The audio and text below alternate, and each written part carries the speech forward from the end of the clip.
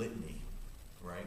Kind of almost a religious like mentality that many of the things that anyone would have to say about it are undeniable, and that any kind of criticism you'd be immediately moved to some right-wing category, and that's not really fair. Do you want to say something? I mean, I really appreciate the concept that you're coming up with new inventions, not modifying something, but rethinking the concept of something. Yeah. The problem I see is really, this actually makes things worse, because it's really just feeding the machine. The problem is ideology. It's not carbon footprint as much as it is consumer consumption. The concept is that the ideology, not of democracy, but of capitalism itself, is a philosophy of creating new consumers and then consuming the consumption itself. Yeah. It's a self-destructive philosophy. Right. And it's like when they came up with diet food, people didn't get thinner, they just ate twice as much. Yeah. So not only did they get equally fat, but they hurt other parts of their health. And by itself, creating green equipment, green cars, green cities enables us to create more consumers, more people, more consumption of limited resources, which is just fatalic. It's just, it needs a change in ideology. Right. Well, I mean, that's a very interesting point. Actually, that's why I wanted to start off the day with story of stuff, because Annie Leonard is an individual that says those exact things, and I completely agree with her. I'm actually on the MacArthur Genius Grant Committee. Someone like her is kind of perfect because she communicates a very broad message, a very profound problem in the most simplistic of terms, and gets to one of the major hearts of the matter. If something could have multiple hearts. The reason, though, that I do the kind of part of the technological thing, and actually, it's not fair. I haven't even remotely shown you what I've begun to think about, but we don't need to reinvent anything new. I mean, I literally reinvented the wheel, but we don't have to do that. Part of what I told the Obama administration for what they would need to do for the next X amount of years, let's say 20 years, to kind of save America from a lot of its environmental problems, some massive, brilliant, off-the-shelf technology that's going to, basically reduce our energy consumption massively, not change our ideology, but our just overall consumption. There's something called the light bulb, a compact fluorescent light bulb. And I know about the mercury implications, but if we just changed the light bulbs in America and weatherized our buildings, which is about the cost of $2 to $3, you don't have to be a rocket scientist to do it. It doesn't require any new kind of invention like a jetpack. A lot of my work at some jetpacks and some things you'll probably see later. But you just change the light bulbs. And you know what? We've known that for the last at least 10 years. We've had access to these things. And there's an X prize for a new kind of light bulb that's even more energy efficient, even more so than an LED. So why don't Americans go around and just change the light bulbs if it's an ideological issue, right? Annie Leonard points out that there's design for obsolescence and there's perceived obsolescence, and this is all about this feeding the dragon consumption issue.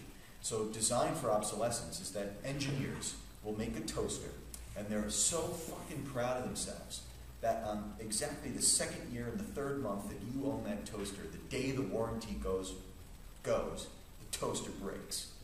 So what do you have to do? You have to go out and buy another one. So you keep on feeding the economy, right? That's kind of what the point is. In the 1950s, engineers used to brag about how accurate they could be to almost the hour. You make an industrially designed object fail, so you have to go back and purchase it and have no alternative except for to throw the thing out completely. And this is still part of everything today. That's these microphones, it's your laptops, and in some respects, it's your shoes, etc. Yeah, it's everywhere. But perceived obsolescence, not designed obsolescence, but perceived is even worse. Because that's just saying something's out of style. Every one of you has probably had a cell phone, and it was still working when you threw it out, and you went to the next model, the Razr, or the iPhone, or the Google phone, or the... I had the first one I ever got. Okay, so a few good people left. It's a very rare thing. There's a problem with what you're talking about, though, which was outlined by Jevons in 1875, the Jevons paradox. Do you know about that? No. Okay. Jevons was a coal mine operator, and he owned a coal mine. Rather than go through his coal mining thing, I could explain it fairly simply and quickly in another way, which is, let's say you have a factory, and your factory makes widgets. Now, one of the inputs to the cost of making a widget is the amount of energy that is required to do that. So if you reduce your energy consumption to make X number of widgets, you are able to charge less for your widgets.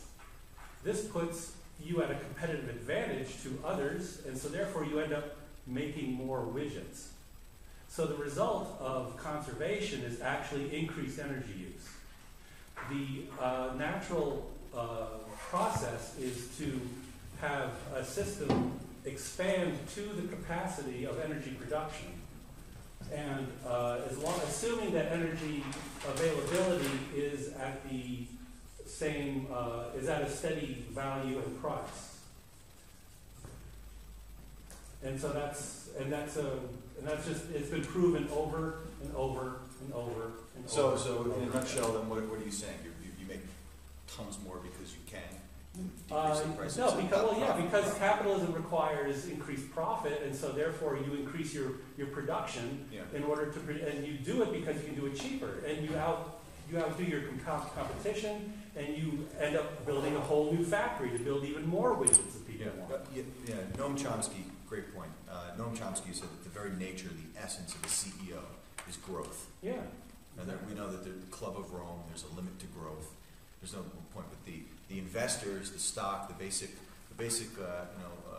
purpose of capitalism is to expand with no limitation. Exactly. There's no point, and that would get back to your situation. Now, I think that there are some models that could fall into the capitalist routine.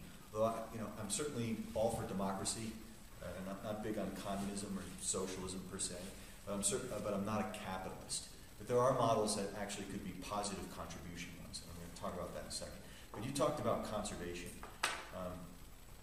and I think there's also another part of that debate.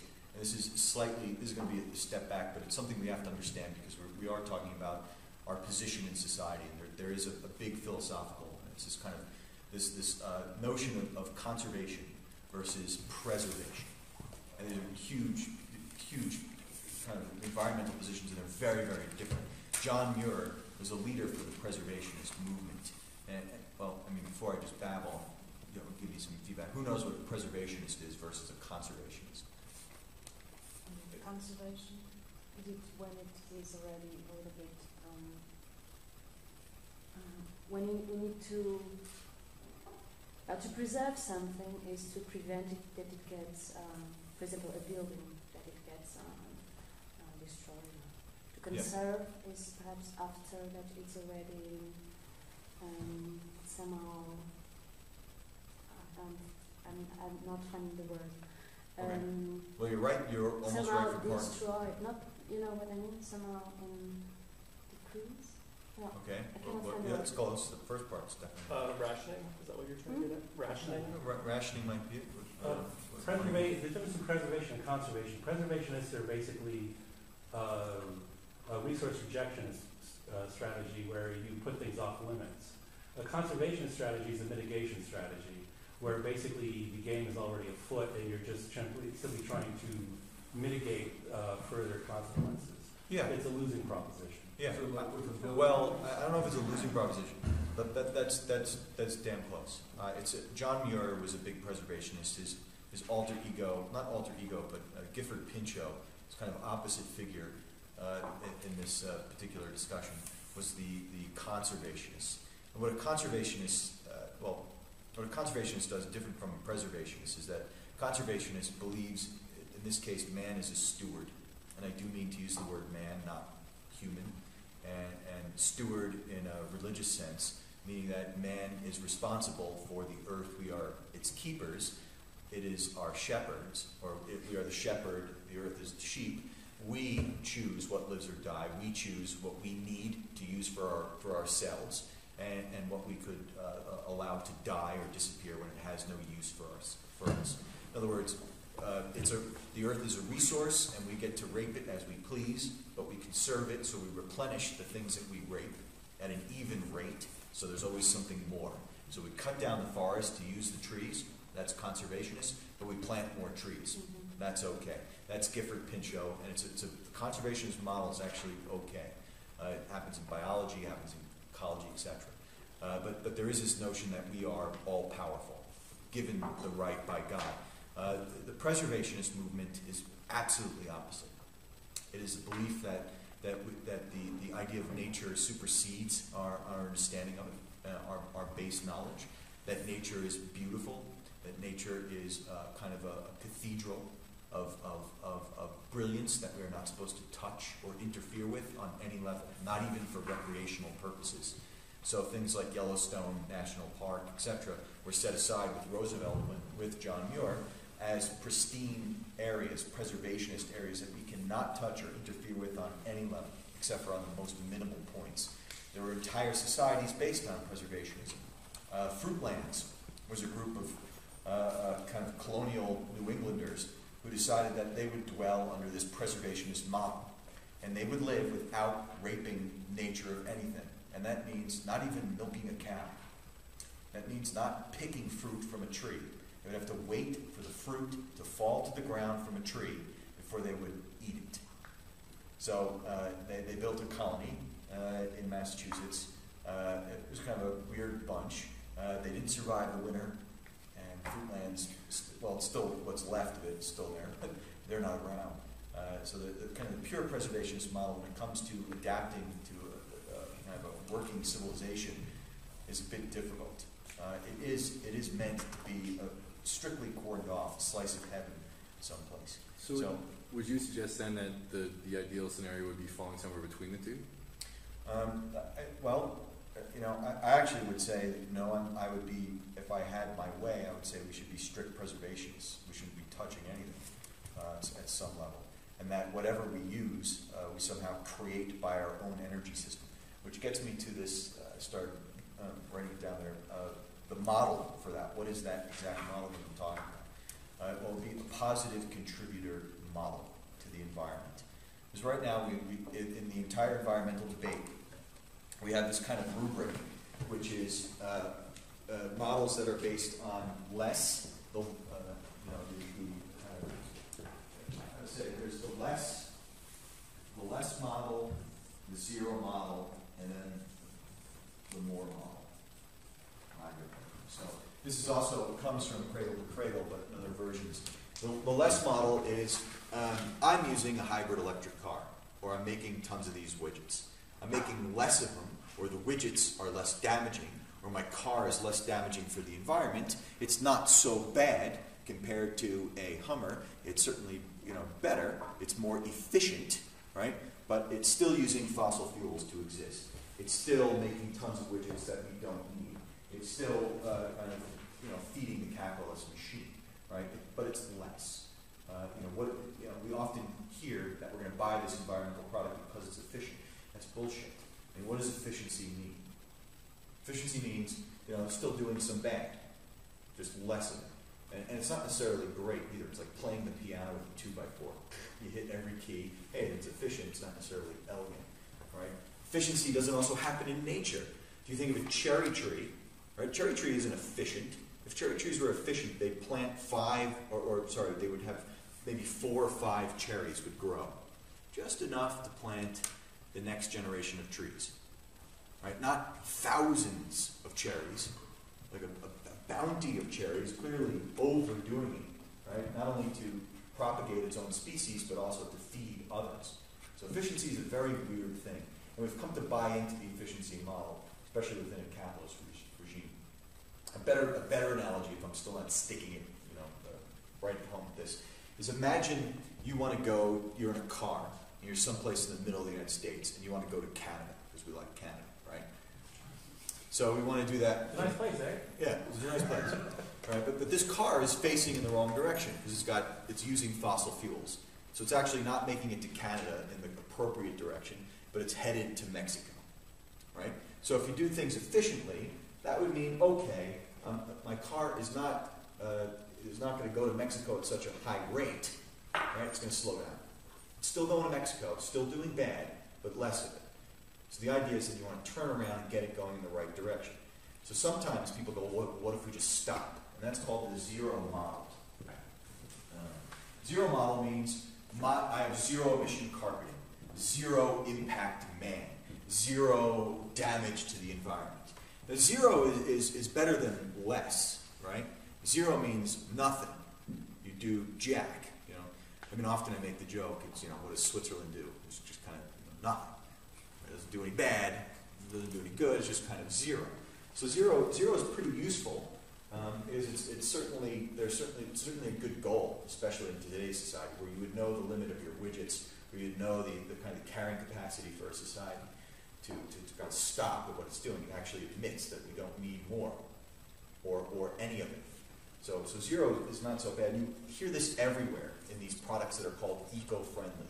They have a zero impact. First of all, I don't know what eco-friendly means. The hell does that mean? Everything is eco-friendly.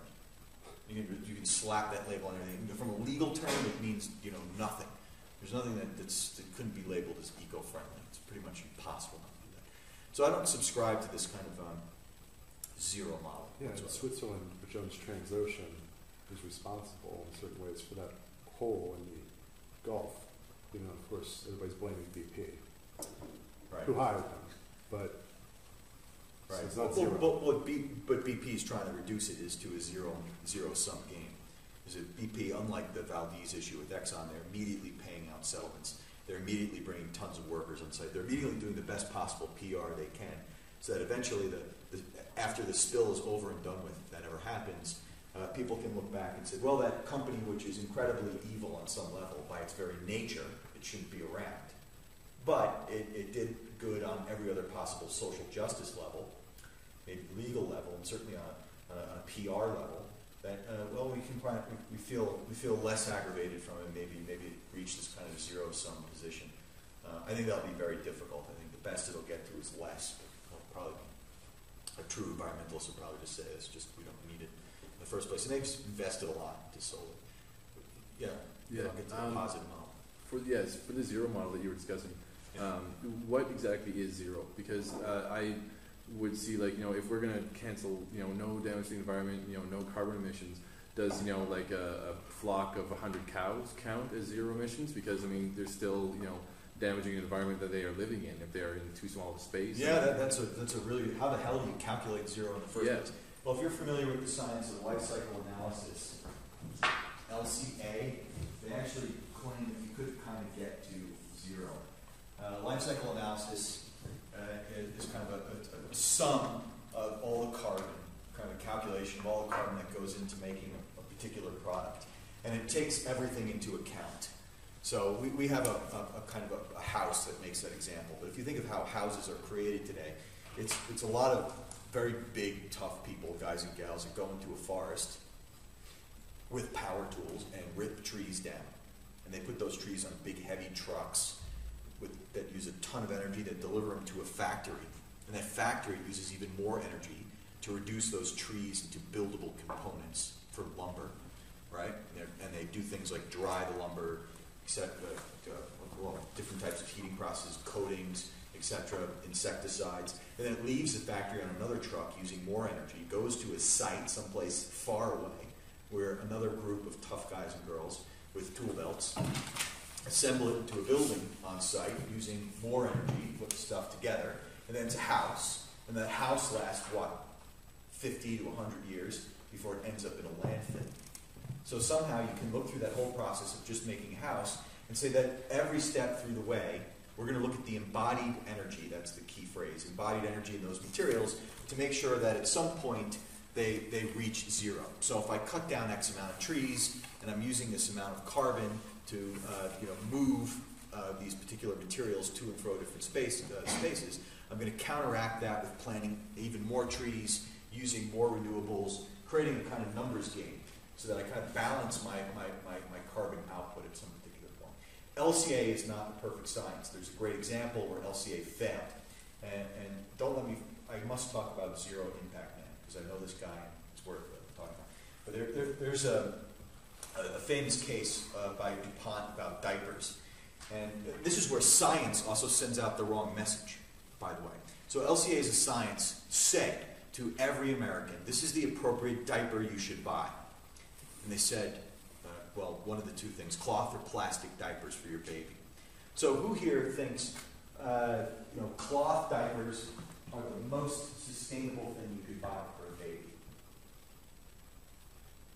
Raise your hand high up if you think so. Which part of that thing are you wanting to answer, though? Well, this is the LCA analysis. The science from life cycle analysis looked at the entire life from cradle to grave of diapers and said one of these two diapers are best. So there's a third kind of diaper. There's the halfway diaper, where it's like a little rubber thing, and you just put the cloth in, and all you do is wash the cloth, and you reuse the cloth. Okay, so there are many variations on it. We'll get to that in a second, because that's design. Actually, that's much better. But there's right now we're looking at two opposing conditions. So who thinks plastic is ultimately better for the environment? I know the cloth uses a lot of water. Yeah, that's the question. Water is also a factor. Let me. Well, I think Okay, so hold on. Let me tell you what the results were, and then you guys plastic. Don't let me forget that. Okay, I still haven't got positive models. So the DuPont scientists took 3 years, did a life cycle analysis, and said, without a shadow of a doubt, plastic is better for the environment. Period. And they kind of showed their numbers. It was peer-reviewed science. For those of you who are not scientists, a lot of the work that I had to do and work at the doctoral level, you have to have reviewed by anonymous members of your community that decide whether or not it's viable, truthful, and is an original contribution to the field. So when you have a peer-reviewed document produced in a journal, it means that it's actually changing the field or an addition to the field. It's a kind of a brick in a wall of knowledge. So when science makes an assumption like that, and it is reviewed in a peer-reviewed journal, then you can say, okay, we've made a serious contribution, you've got to buy plastic. Well, it turns out that someone looked at the equations deeply, and they compared... They're a plastic company. Well, they were a plastic company, that's right. But they did it, these scientists were actually good guys. They weren't biased, supposedly. But someone looked at the equations deeply and said, well, look at that. It's a dryer. If you put your cloth diapers in a dryer, use a ton of electricity, a lot of carbon. What if you just, after you used a lot of water, which is calculated in the process, what if you just hung them out to dry? The equation immediately shifted. And now it was back to cloth being the best possible diaper for your baby. Right? That immediately starts sending out signals, well, let's take the benefits, not the constraints, but the benefits of both types of materials, and think of a redesign of the diaper that gives you the best of both worlds. And this is something as simple as a diaper. Life cycle analysis looks at every particular facet of anything and comes up with some serious numbers, but it's very hard to get to all the facts. And they have huge, complex charts. The programs that I use are called Athena, that kind of calculate everything you can imagine. There's kind of a lot of bricks of calculations that have already been done we accept as truisms. So it sucks when science makes a signal from a big company like DuPont, and that they're actually wrong, even when they meant to do good. So that certainly happens. But the issue with plastic, to me, is not exactly settled on that alone. Because plastic, and I had to talk with Philippe Stark, a very long kind of engaged conversation about the notion of plastic. Plastic is not bad. But plastic could probably be the best material known when it comes to environmental issues. The problem we have with plastic is, well, you two guys were pointing out, is the kind of the culture that we associate plastic with, which is what? disposable. It doesn't go away. Doesn't go away, it's disposable. What else? Those are both right. Carbon. Okay, plastic is chemically is completely inert. You can crush it 1,000,000 times over, it's going to be the same chemical chain, most types of plastics. It is a forever material. It's actually perfect when it comes to industrial design needs. The thing, the problem with it is that we consider it useless. We actually consider this miracle technology completely useless. Plastic bags we throw out, right? At all scales. If you think of this... But doesn't it take reagents, though, to re-lengthen the carbon chain? It takes a lot of... Some of them degrade in sunlight, some of them take reagents, softeners, all these kinds of things, but in most cases, you can have a perfect industrial ecology with thousands of types of plastics. They're perfectly good, incredibly stable, completely inert. What about their production, though? I mean, in terms of the idea is that you don't need to make any more. You can actually make a sum game of plastic for what the population needs. And the idea is to and I'm not joking about this, you got to fall in love with plastic. A deep love. Like so deep that, a diamond, if a diamond falls down a sink, right? I don't give a shit about diamonds, but if a diamond falls down a sink, people freak, they call, whatever, their husbands or wives, plumbers, rip open the sink and they find this diamond. And what's the purpose of a diamond? Okay, status. I don't know. It certainly doesn't have the same industrial purposes as plastics do. If I told you plastic caused cancer, if we found that as a fact, the entire society that we know it, pretty much, in this world, would be frozen stiff, right? You wake up in the morning, you hit a plastic alarm clock. You go take a shower, the plastic curtains, plastic nozzle on the shower, plastic toothbrush, plastic door handles to your cars. Plastic is everywhere. You'd be frozen, right? If you use plastic in the most absurd ways, this is how much you don't care about it. You have these exfoliants with these little microbeads in all, soaps and stuff. And you wash your hands with these microbeads of plastic, and it just goes down the sink, goes into your municipal sewage system, finds itself into a river or a stream, whatever the case is, makes its way to the ocean.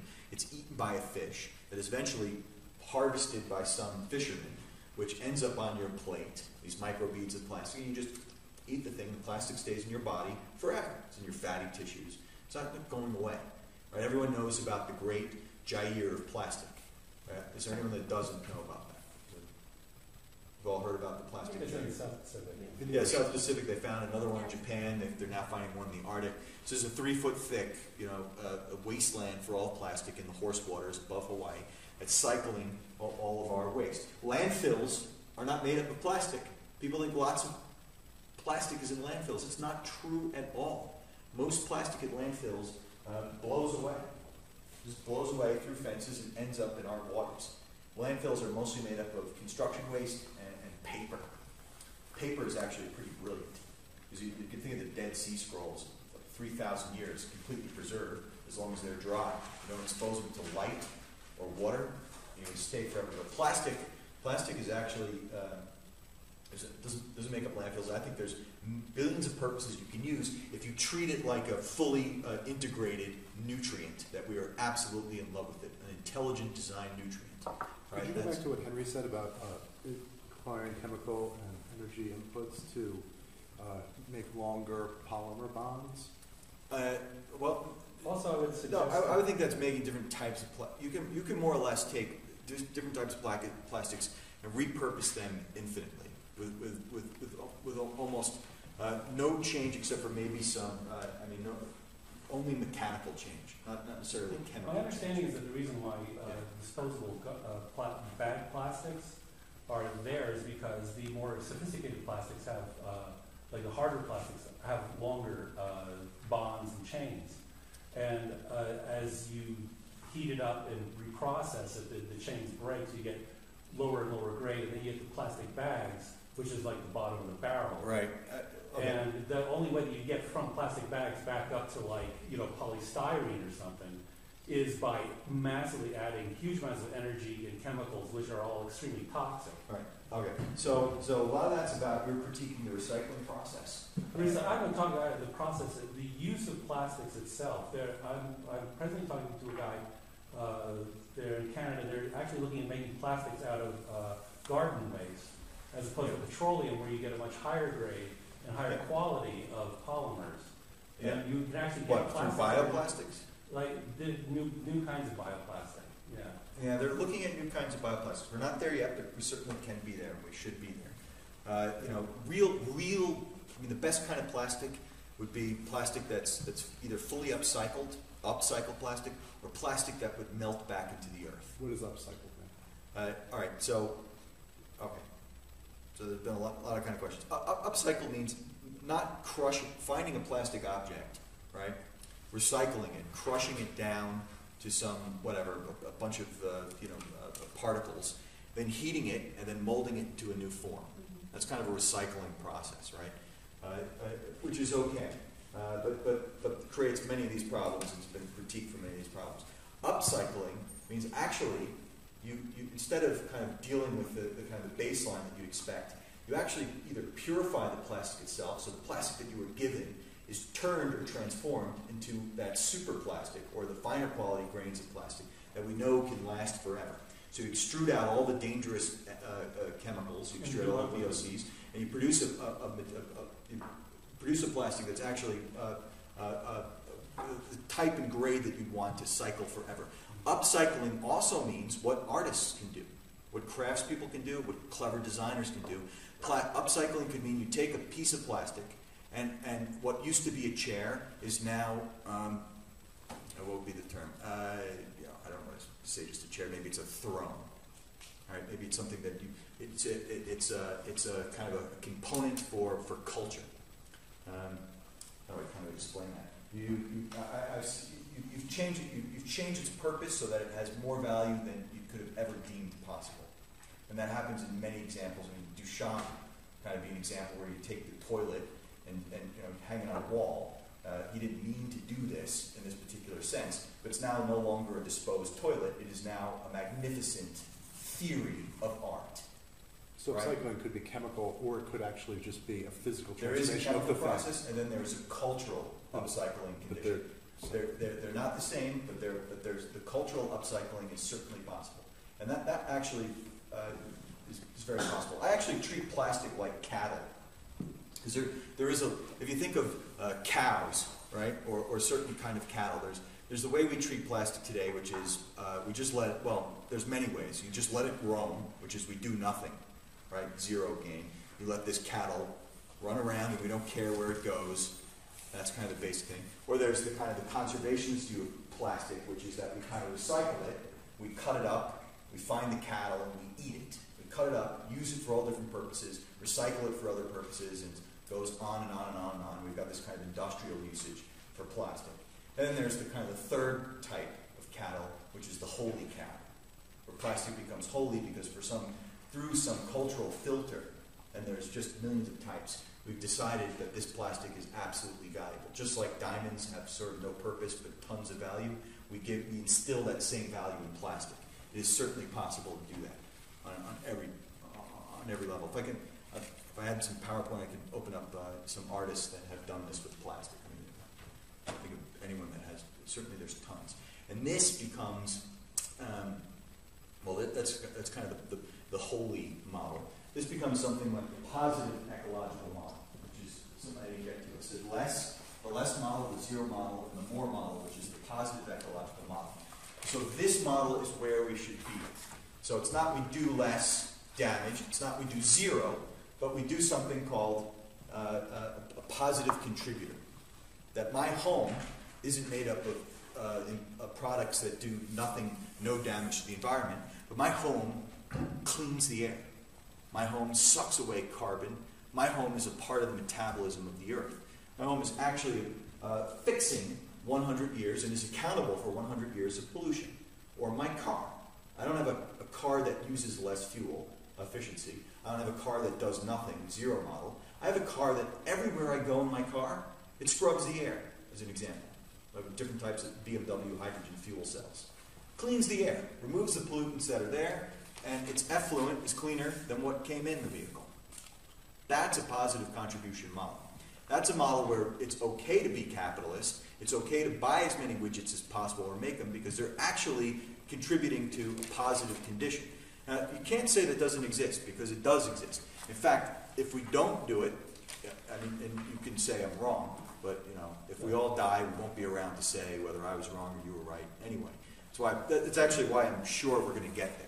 Because if we do believe in the quote science, we're through our lifestyle and ideology and conditions, we are not going to deal with our environmental ills, right? We won't be around to discuss it any further. Right? That's Paul Hawkins' Ecology of Commerce, where he's saying, and I agree, this positive ecological model is a way that you kind of account for the damage and scrub it and look at all parts of that equation to make sure it's working. It's not a silver bullet model, not investing in technology. And it is possible that that the model itself could be flawed because the first thing you want to do anyway is not do anything, right? It's reduction. If you think of the 4 R's, reduce, recycle, reuse, recycle is probably the worst. Reuse is really good, but reduce, don't make anything, period. It's a great idea. An example, cars. We don't need to make another car in the United States of America again. Not even my super green ones. We don't. I'll give you Cuba. Cuba hasn't had a new car in 50 years because of the embargo. You look at the cars in Cuba, and they have all been upcycled. It's the same car since the 50s, but they have entire families making upholstery for the interiors, entire families that fix engines, entire families that rethink the tire, entire families that rethink the body. In fact, those cars and the culture and economy around them in Cuba are very, from an ecological perspective, super green, constantly upcycled. Any broken part of another car is gold to another car. That's the upcycling. Some, door handle falls off and maybe is no longer useful for this particular model. Some other car can be completely reused. Not reused, upcycled is new kind of purpose because they have such a value for cars. There's no new ones on the island. In that case would be the upcycle, the boat they do with the car for us because they reuse. So the upcycle would be the other one. The one the upcycle is the old one, and upcycle would be. You see the ones they use to cross within the water. Yeah. There is a car floating in the sea. Turn your car into a boat. That's good. There's many definitions of upcycling, but it's repurposing it beyond its original purpose, giving it such an incredible value and beyond its original intention that you achieve something new. And upcycling is everywhere. It's a kind of attitude you need to take, whether you're writing about this or designing, or maybe it's a position in art. The positive model, and maybe you want to say something. The positive model, as far as I'm concerned, is the only way to go. I mean, I'll give you another example. I've given a bunch, but the razor, shaving razor. And I'm not I didn't shave because I've been on airplanes in a weird state, but normally I shave, and I use this silly thing. It's called the Mach 5 by Gillette. There's no one in the room, so I'm not promoting it, but over $10 million in R&D. The finest minds in Cambridge, Massachusetts, made this Mach 5 razor. The thing is, from an industrial design perspective, it is amazing, right? And it's really pricey, too. And from an aesthetic point of view, they have the Venus for women, because they think women like pink. And then they have the one for men is something that looks like a transformer, so it appeals to the 14-year-old adolescent boy in you. But there it is. The thing is quadruply packaged. The thing comes with a special case so that you can, inside your shelf, a medicine cabinet, it can stand and look very pristine. It's packaged. It has another layer of packaging in areas where there's, I would say, the ghettos, right? So that kids don't steal the thing. But it's made up of a series of materials that are impossible to recycle, upcycle, or even downcycle. So it's mixing different types of die-cast systems, metals, things that are extremely dangerous when it comes to VOCs or potential carcinogens. It's about 15 different materials in one in this razor. And only certain parts are disposable, other parts are not, but the whole thing is, but you know what? It's a value system, and there are certain things you have to admit, just like the eco guy not wanting to get the Ferraris versus a Honda. When it comes to your face, please be honest with me now. When it comes to your face or your legs, whatever it is, I guess you're not going to use the Eco Blade. Joe's Eco Blade, which rips up your face, potentially dangerous, but good for the environment for all intents and purposes. So what we have to do is we have to look at those Gillette Mach 5 razors and say that's the goal, performance. And it's at this cost. My razor, my father gave to me when I was 15. Yeah. And it folds open and opens up. I only recently grew. I grew this a month ago. I've been shaving ever since. But it opens up, and I have a double-edged razor. I drop it in, I close it, and I've had it for many, many years. I can assure you that all the little steel blades that you've used in your Mach 5 far exceed the amount of steel that I've used. I've used that's the Eco Blade. If you've used a Gillette Mach 5, you'll never go back to your dad's razor. Dude, I've used it for many, many years. Right. I've used other things. The thing that works, and I'm happy. Run with me on the theory, which is that we have 100 million Americans buying these things. For some reason, the Gillette, an example of a device, whatever that device is. Right. People think because of its performance, they will not sacrifice their value systems over any kind of environmental or political system. just won't do it. So what's our goal? Our goal is to make a better razor that is super green in its undergrade, in its baseline position. Go back, invest another $10 million in R&D, and then when you go to purchase one of these razors, you have the choice between the Gillette Mach 5 and the Eco one, but you don't know the Eco one is any different. This doesn't need to say it or sell it like that. It doesn't need to say I'm good for the environment. The reason you buy it is because it's better for your face. It costs a little bit less at the point of purchase and looks just as good and does all of the other whiz-bang specialties that you would expect. Now that's, I know you're smiling, but that is the reality of the American mindset and the European mindset in a lot of cases. The market is like that, and you can't just reinvent so many parts of it without having to realize that there is an internal goal, and that's the first signal of your intention. And that's going to come from where does this razor belong? And that's looking at every part of that particular picture. So there is a green razor that you can have that would be a positive contribution model, that would give back more to the earth or be upcycled, because the thing is so goddamn fabulous, you want to buy it over the previous existing models. No one is going to, you can almost expect, it's impossible for a technology to leapfrog a previous technology. This is just outright, it's just better, it's funkier. Give me 2 more seconds. Think of the scales of economy. You in telecommunications, Paul talked about it before. How long did it take pretty much everyone in this room, or any society you can think of, before we completely weaned ourselves off of landlines and moved into cell phones? World-changing technology, right? It took about maybe 7 years, if you think about it, before we just overpowered.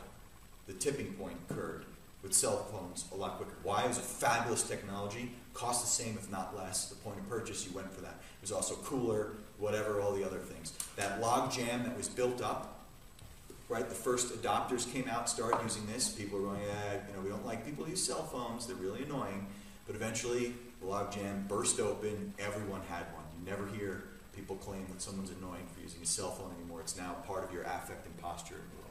So that took about 7 years for telecommunication technologies. For vehicle technologies, it takes about 15 to 20 years before a concept like a hybrid electric vehicle is available on any lot that you can purchase it.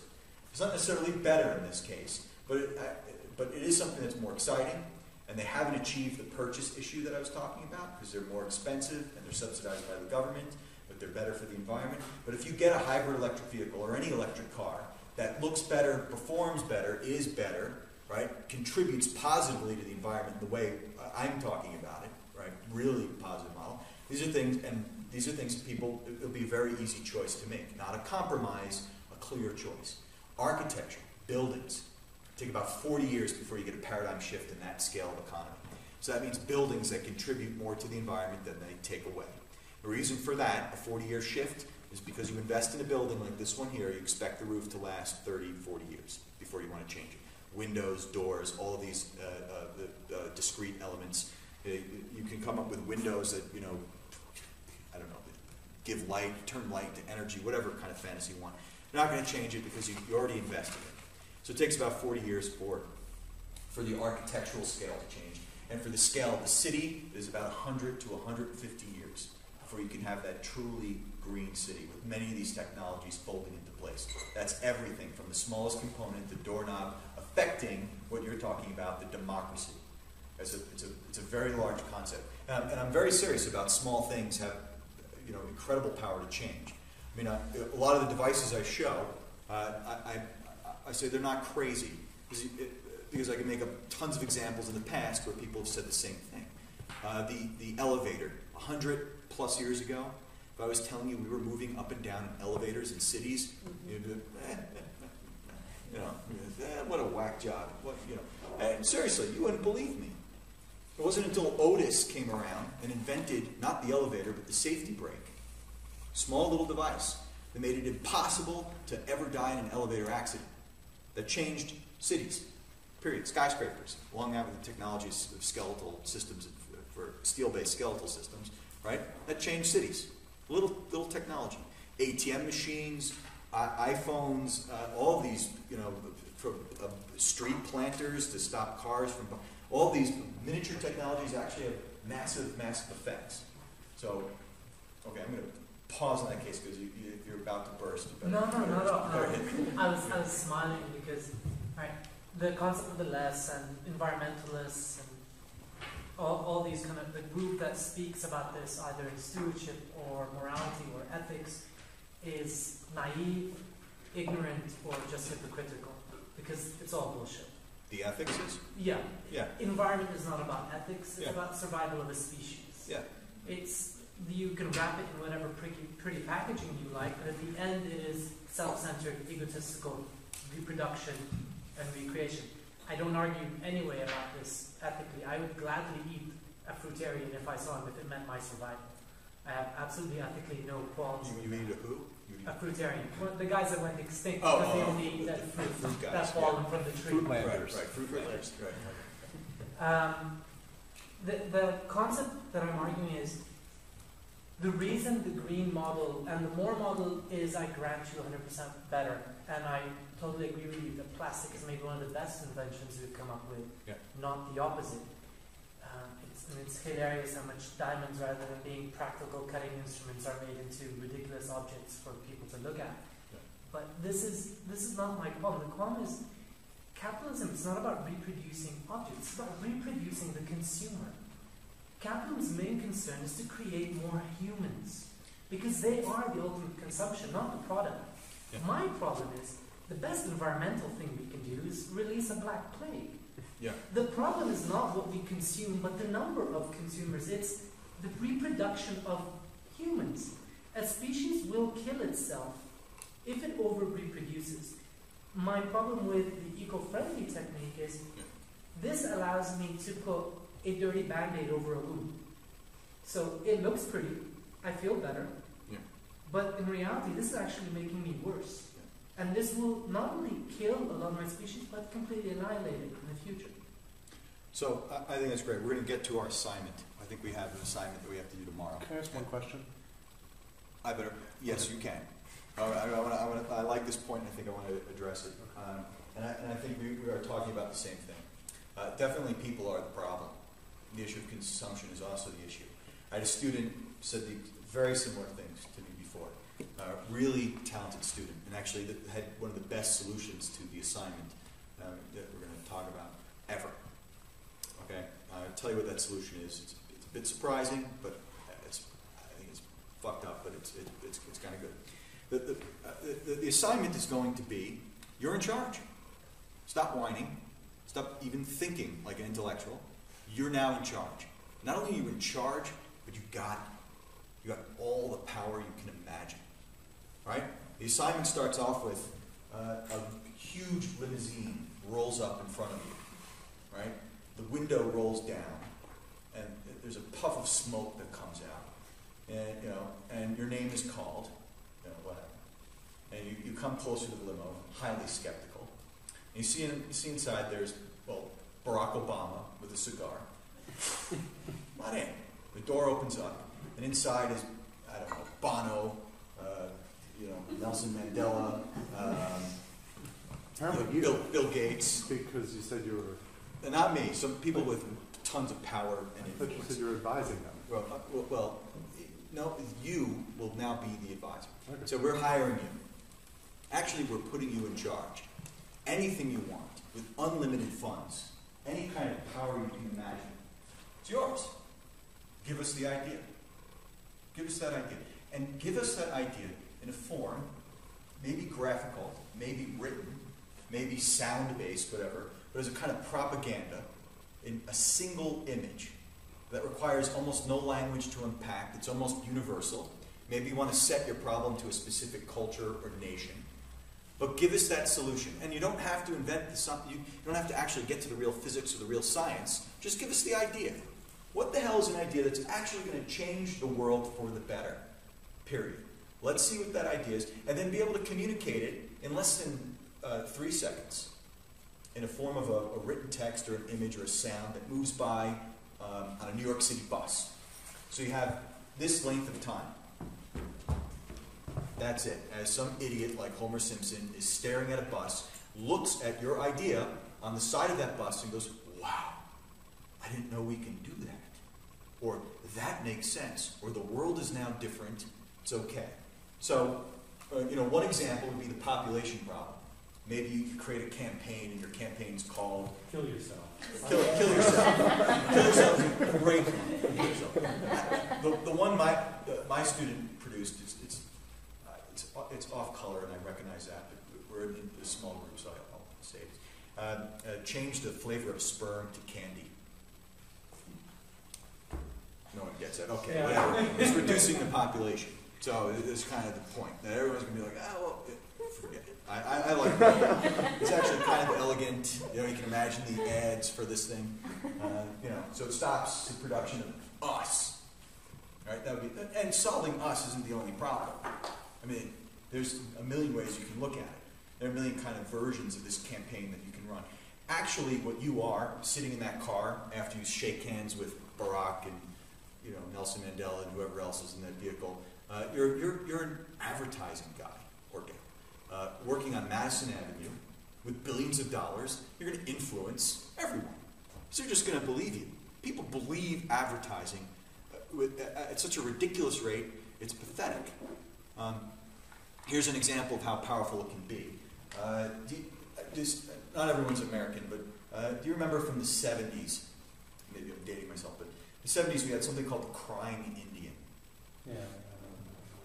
Tell me about the It crying was basically an anti-land pollution, water pollution thing, and it was one of the most nasty, I hated that thing. But anyway, there was a Native American, and a tear came down his cheek as like plastic bags went blowing past him or something like that. That's great. That's exactly. It was an ad campaign. We're going to get to your question in a second. Okay. So it was an ad campaign. And it's pretty much like that. And when I saw this campaign, the first time I was a bit shocked. But it's a highway. Scene opens up in a highway, right? And it's a very quick commercial, right? Because we're all brain dead and we have no time. So it's a highway, and a car, Cadillac, zips by, some blonde, right? Throws a burger box or one of those clamshell, just throws some shit out the window. And it lands, blows by and lands at someone's feet near a stream in a beautiful sylvan-like glade. And you zoom away and you see those feet are moccasins and kind of leather pants. And then you see it's an American Indian in full regalia, feather and all this crap, near a canoe and a beautiful landscape. And it says, and this is it, this is all it has time for, don't litter. Ad ends. And what does it say? It says, you filthy fuck. You goddamn dirty person. You, whoever, you're the dirty person. You litter. Stop it. Look, he's crying. American Indians are crying. As if we haven't done enough to do this. So what, now it gets to the insidiousness of this. He wasn't an American Indian. Okay? Let's go. He was actually a Hollywood actor with a SAG card. He was Sicilian. His name was Cody Brown. So he worked in a lot of westerns and stuff. He just had, he kind of looked American. So Cody has become a big hero of the environmental movement. It was total fake. The ad was sponsored, was paid for by, guess who? The American Canning Corporation, the American Packaging Associations. Why? Clean Water Act. Well, hold on. There are a lot of other issues aside. But why did the packaging guys and the canning guys pay for this ad that said don't litter? Image. It was an image thing. Yeah, but why? Why did the packaging guys and canning guys pay for this ad that said you're a slob? Because if you see your box, like McDonald's box, sitting on the side and it's run over and it looks like crap, then the image of whatever you tried to create your package as has now degraded into nothing. As opposed to being pristine, it's now Okay, good. So what's the function of a burger box? advertising. No, sorry, hold a burger. Hold a burger. What do you do? Can you upcycle a burger box? It's very hard, but no, you can't. A burger box has no function. If you gave it to your girlfriend after you're done with it, you could put your jewelry in. I mean, it's a burger box. All right, there's a billion. Its basic intention is a flawed design. There's no purpose for it. No purpose for many types of packaging. no purpose for many types of canning and canning systems. This also predates the tab that wasn't, that would detach and you would throw it away. That was my uncle Arthur Joachim. Actually, he has the patent to that. It's just claiming he worked for Raymond Bowie, whatever. But they didn't want you to change the one thing they liked the most: packaging. They like you, buy, throw it out. Oh, but no, now it's your fault. So just recycle it. But they they dodged the issue. It worked for about 15 years. We thought littering was the problem, not reduction, not packaging. We just thought it was the littering issue. Brilliant campaign. Crying Indy. Totally, it was like, I don't know what the term is in football, when you fake, a fake. Misdirection? Yeah, absolute misdirection. And very powerful for that industry. In fact, it wasn't until the Clean Water Act where everyone started getting deeper into this commercial and started thinking about it a lot. They started thinking that now it's about pollution, a larger issue, that eventually the commercial ate itself up and got to bigger environmental solutions, more so than I thought Clean Water Act was like 1970. Well, this was the same time, but the political maneuvering for it was actually prompted by this ad because the Indian was in the water when it was happening. People used it as kind of a marker for getting more radical about the environment. It was originally just to kind of give you a fake on the issue of packaging, but it became a stronger kind of mouthpiece, or whatever the term is, to getting the clean water issues in your neighborhood stronger. So it became a big advocate. What we're talking about is something that I was talking to the gentleman over there, is basically humans do not make rational decisions, they make emotional decisions. Rationality has nothing to do with your choices. You don't go down a checklist in your head saying good, good, good, good, good. You say, oh, that feels all right. Or this makes sense to me. All right, that's a good point. And this all goes back to Edward Bernays and his ideas that are all derived from Freud, his uncle. And there's a whole thing on this, Adam Curtis's four-part thing, The Century of the Self, and the development of Madison Avenue. In fact, Edward Bernays invented the term public relations. He was able to change the taboo against women smoking in one afternoon, right, by having women all appear in a square, and he warned all the newspapers, women will change the world by lighting their freedom torches on this day, this point. And we had all these women in a parade. They go to the square, and they all lit up a cigarette, and overnight, the tobacco companies doubled their market potential and made billions of dollars, and millions of people died of cancer because of it. So the things that these decisions aren't made rationally. And so what you've been talking about earlier, in the first thing, was we need to be able to get underneath things and make stuff behind people, because the people, quote unquote, don't have the rational capacity to make rational decisions, and so therefore we have to manipulate them and work behind them in order to make correct choices. Well, okay. And that I find to be A, elitist, and B, problematic. Well, maybe it's elitist, but it's possibly elitist in a good way. I don't know if it's elitist in my perspective. I think it's just what many people think that what artists do is elite, right? Yeah, the average person doesn't have time to do art. The average person doesn't have time to do art. They don't think it's bad, but they do think it's kind of elitist. And you brought up a great point. It was about choice and rational versus intelligence, or emotional. And you know what? It's the problem with lack of choice. That's a big issue. You're a resident of Harlem, and Columbia University, my former employer, is expanding in your neighborhood. You are given a choice. It's pretty much the architect's plans that Columbia paid for by its own development needs. And you get the chance to look at them, and you get some community meetings, and you sit around like this, and you don't have an education necessarily in planning or policy or architecture, but that's your choice.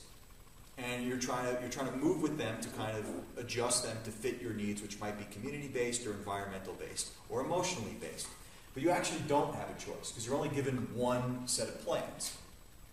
Or imagine if you had a version of plans that wasn't paid for by Columbia. It wasn't done by architects working for their needs. It was done by a group of people with the same care and intensity.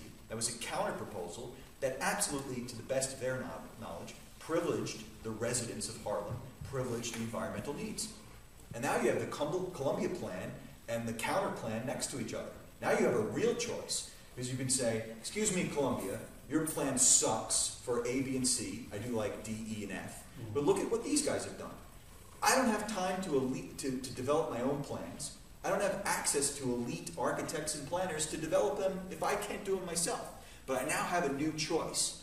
So it's actually more choices made by intelligent people, whether or not they're elitist or not, at least having their goals at this same level. And I get it. We could be misguided and misdirected. That's a huge issue. But and I don't know any other way around that. But I do think that if your heart is in the right place, and the science is in the right place, and the art, and the meaning, and the culture, whatever upcycling, or whatever kind of condition or position you want to sell, is also feels like it's in the right place. And right, I don't mean moral, but right meaning more choice and better choice. And how you measure better, obviously we've been talking about that forever, what model or system, LCA or positive ecological. But the choice is a key factor. Right now we don't have a choice. It'd be interesting if on the counters, when you go to buy a razor, your dad's blade was there. Like I could go to my store and there's a little hologram of my dad's razor, saying, like, remind me to go back home and find his razor. Instead of even buying the new one. That would be kind of an interesting solution. But giving people choice, I wouldn't say through manipulation. Manipulation is what advertising does. If we have real choice, real difference, the difference between the positive contributor eco car versus a Honda or a Ferrari, then it kind of helps. We don't have that culture of choice enough yet, and we make it very confusing with terms like eco-friendly, which are totally meaningless, and confuse our ability to make that choice. Because now that's an emotional overlay on something that might not even be like. And on top of that, to further your point, I'm sorry. Well, you had a question a half hour ago. I know it seems like it might be off subject, but why is the hydrogen fuel cell not working for producing energy for because buildings? It's not fuel. For energy for buildings. It's not fuel. I know what it is. Yeah. The issue is that the steam can provide your heating. It can provide condensing air conditioning, and why is it working for cars, but it's not working for buildings? Well, it does work for buildings. We're not, for the same reason as far as time is considered. It takes about 40 years to change base technologies of buildings. Where's it being used? There's a paper in the Journal of Industrial Ecology called Microgeneration, Manufacturing, and Retail. And this is a kind of a theory that every building should self-generate or be completely off the grid, produce more energy, right, through a fuel cell-based system that's reformed by renewables, and then sell it back to the grid. So you have a microgeneration system. The thing is that we don't have it because every landlord's plugged into the existing system and has very little motivation to change that. Every 20 or 40 years you replace a boiler, and then eventually you start looking and saying, oh, maybe I can use something different, et cetera, or think of a new kind of electrical system. We're also not fully there yet on hydrogen fuel cell. And that argument's open. I think only the military is really using it on any type of Yeah, scale. well, that was my argument for the Obama administration. I had to speak to the McCain administration and the Obama administration on the same issue, the same day. So it was real simple. Obama, I just said everything that, I just talked. It was easy. For the McCain people, it was the same thing, but I clothed it in the military paradigm. I think that was the same story, but changing the point. If you think of, we want an all-electric economy, which is, a hydrogen fuel cell, let's say, running with hydrogen fuel cell. Actually, you want to use swarm lithium ion.